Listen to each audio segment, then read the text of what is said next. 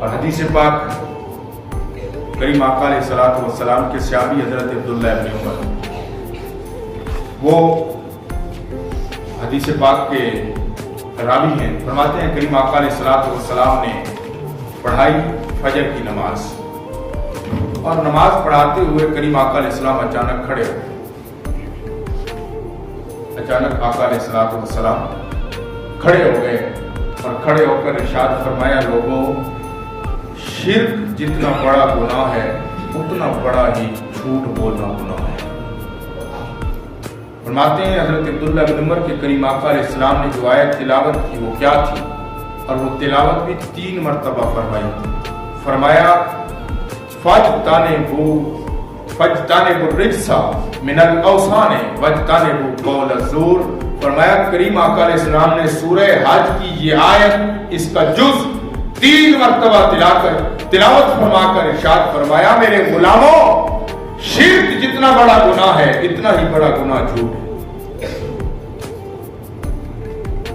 اس کا دوسرا نقصان کیا ہے؟ حدیث پاک حضرت ابو ہریرہ اس حدیث کے راوی ہیں، ترمذی شریف کے اندر یہ حدیث پاک موجود ہے۔ کریم آقا علیہ الصلوۃ والسلام نے ارشاد فرمایا، جو شخص جھوٹ بولتا ہے اس جھوٹ کی بدبو کی وجہ سے اللہ کی رحمت کے فرشتے 1 میل دور اس سے دور چلے جاتے ہیں۔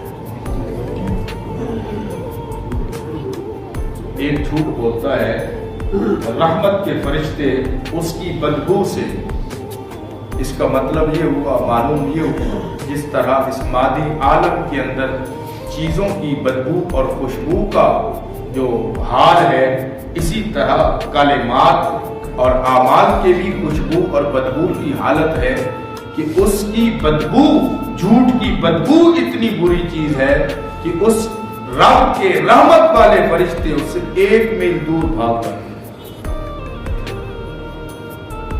حضرت عامر، عبداللہ ابن عامر رضی اللہ تعالیٰ عنہ فرماتے ہیں، میں بچہ تھا، ایک دن کریم آقا علیہ السلام کرم فرما کر ہمارے گھر تشریف لے آئے، اور مجھے میری ماں نے بلایا، مجھے آواز دی، عبداللہ ادھر آؤ میں تمہیں کوئی چیز دوں، ادھر آؤ میں تمہیں کچھ دوں۔ فرمایا کہ اس کام کے لیے جب بلانے لگی تو حضور نے ارشاد فرمایا، بی بی تو اس بچے کو کیا دینے والی ہے؟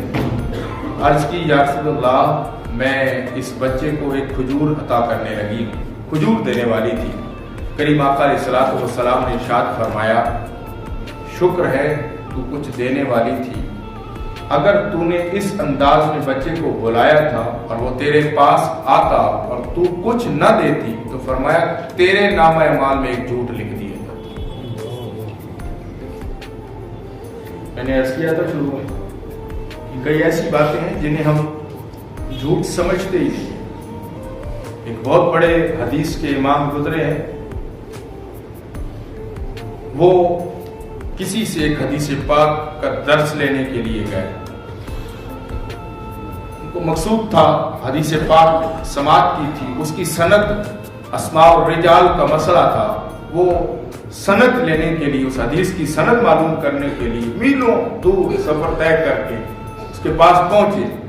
تو پہنچنے کے بعد وہاں گئے، وہاں جانے کے فوراً بعد اس سے ملے اور مل کر واپس چل پڑے، اس سے حدیث نہیں پوچھی، حدیث نہیں پوچھی، سند نہیں پوچھی۔